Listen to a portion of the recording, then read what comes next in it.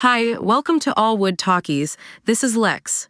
And if you haven't subscribed to my channel yet, please do consider subscribing and press the bell button for notifications. Today, we are going to see The Night Agent Season 1, Episode 3, The Zookeeper. As the third episode of The Night Agent begins, Peter Sutherland is introduced to Diane Farr 1 year earlier. Peter points out that she said there was a job she wanted to talk to him about. She tells him about Night Action, which is a top-secret investigative program within the FBI. It isn't her business to know what they investigate, although it always involves matters of national security. Diane wants Peter to answer the phone for the night agents. She explains that it is a dual role, so he'll answer to her and Deputy Director Jamie Hawkins. Agents who work the phone get their pick of the assignments afterwards. Diane welcomes him to the White House. In the present, Peter tells Diane that they'll be at the White House in an hour. After the call, Peter can't wrap his head around the idea that Hawkins would turn. Rose isn't happy that he told Diane they would be coming into the White House. She isn't stepping foot into the White House and turning over the hard drive. Peter believes they have the equipment needed, but Rose suggests they could be handing over key evidence to the killers. They discuss whether Hawkins was straight or dirty. Rose says her entire point is that they don't know who is involved.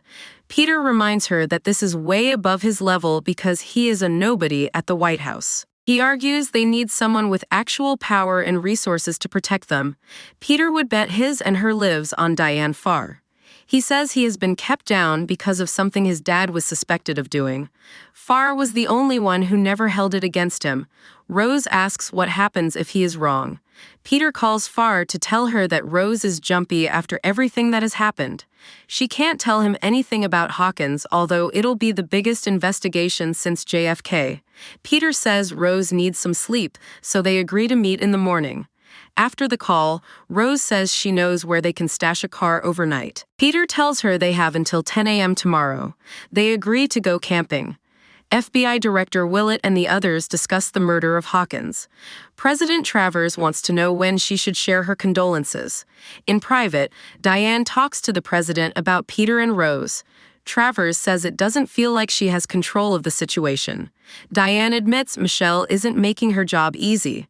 She goes on to say she is in the dark here because she doesn't know why Hawkins would have pulled Rose's detail.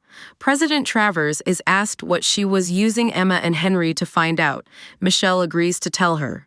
In the morning, Peter tells Rose that he called Diane on her personal phone so she could have traced it and sent someone. Before they can go, they hear a woman screaming for help and claiming she fell on the trail. They see a man with a gun going around the back before Rose confirms it is him. As they break into the cabin, Peter and Rose flee. Once they make it to their vehicle, Rose says they got their answer. Peter asks Rose to swap out the SIM on his phone. When the assassins drive by, Peter manages to get their license plate. Peter and Rose argue whether Diane is a traitor. Rose thanks him for protecting her and says they should just get out of there. Ben asks Diane where Peter and Rose are. Diane asks Ben how Rose's detail got pulled without him knowing. He didn't know Hawkins had pulled them until after the fact, so he is trying to make it right now. Diane says they were supposed to be there, but they haven't shown up. Ben is told that Agent Arrington has returned his call. Ben talks to Chelsea Arrington and says he is sending Eric Monks as a replacement. He thinks Monks is a good choice for the detail of the VP's daughter. Chelsea introduces Eric to Maddie Redfield moments later. Maddie learns about Monks being shot when he saved the president. She says she is going to a bar tonight and takes her panic button before leaving. Eric tells Chelsea that this is their way of easing him back into work. Peter calls Cisco to get him to run a bolo on the Ford Bronco. After the call, Rose and Peter talk about Diane. They discuss the possibility of having the hard drive. Rose is now considering giving Farr the drive. The assassins hang out in a motel room. Ellen thinks they deserve a home. Rose tells Peter that they need NSA-level stuff. She tells him about shoplifting. Peter is concerned, though, because he is finished if they get caught. They agree to come up with a meet-up spot in case they get separated. Peter tells her where to meet him and to make sure she isn't being followed. Before they split up, Rose tells Peter she is glad he picked up her call. Peter takes the hard drive to Diane and says Rose ditched him when he was washing up at a gas station. They begin decrypting the hard drive. It'll take several hours. Diane tells Peter to get some sleep, since Almora got Rose's description out to the metro area. Peter wants to be by the phone since Rose could call him again. The professor talks to Maddie and suggests she isn't showing herself yet, but she claims not to be hiding anything. He reminds her that this is art and activism, so they need to confront themselves first. Ellen takes her partner to see their new home in a desirable neighborhood. She'd like to try being normal people to see what it is like. He claims the people in these houses are not happy and only pretend to be. She thinks they could be happy there, though. He agrees to buy the house and try it. Rose goes to a cafe to work on the hard drive.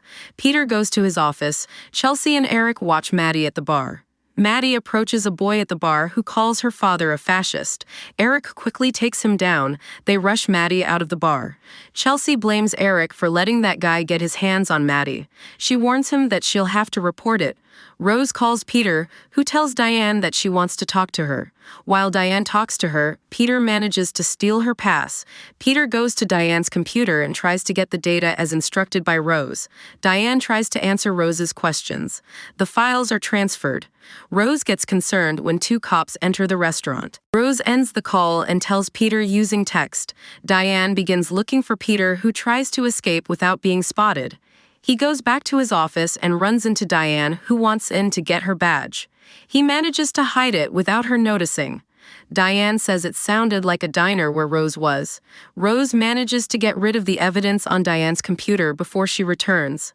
When Rose leaves, the cop follows her out to give her the charger she left. Diane finds the adapter that Peter forgot to remove. She goes to him and tells him that the hard drive is blank. Diane accuses him of doing it and shows him what she found. Peter confronts her about the killers coming after them this morning. She sends the device to be checked for spyware before telling Peter to convince her that he is innocent. She explains that the president initiated a night action into the metro bombing 2 months ago. There was nothing until a statement leaked from the People's Independence Front. Diane admits there were doubts. The leader of the PIF, Omar Zadar, disavowed the attack and said the statement was fake. The president asked 2 old friends from her Senate intelligence days to look into it because she didn't think she was getting the truth. The Campbell couple suspected someone in the White House was involved in the metro bombing. Peter thought she was trying to kill them, but Diane swears she wouldn't send anyone after them. Chelsea calls Ben to tell him what happened at the bar. She blames Monks. He should have diffused the situation, but slipped. Ben reveals they were partners, and he will be an asset to her team. Rose gets a message asking where she is. She opens the files and watches a video of Omar denying the bombing. Rose questions what is happening in 5 days. Chelsea meets with an old friend who owes her a favor. She wants to know why Eric was assigned to watch Maddie. Maddie shows her professor what she drew. It is her father who she believes is holding her back. He tells her it is incredible and she has to paint it. Maddie tells Chelsea that she is figuring things out with her art. She also tells her about Harper's invite to see a couple of pieces on display. Maddie learns that her dad is going to stop by to see her tomorrow, and she isn't happy about it. Chelsea insists they'll get through it together. Rose finds hidden envelopes under the blueprints. She writes down the address before letting Peter inside. Rose is surprised to see Diane with him. Diane insists she didn't try to have her killed, and she'll tell her the truth about her aunt and uncle. The professor sends a message about getting closer to Maddie. The man with the tattoo gets the message. Thanks for watching ALLWOOD Talkies. Support us by subscribing to our channel and give thumbs up. Catch you on the next video. Bye, guys.